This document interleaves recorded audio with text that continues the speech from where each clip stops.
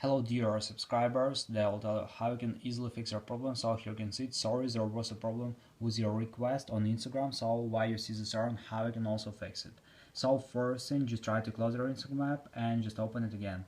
And if it doesn't help, if you still have this error, so just go to the settings, and also you need to check your internet connection. So if you're using Wi-Fi, just try to open Wi-Fi, just try to turn it off and turn on again. So after, if you're using mobile data or cellular data, just open it, just try to turn it off and turn on again.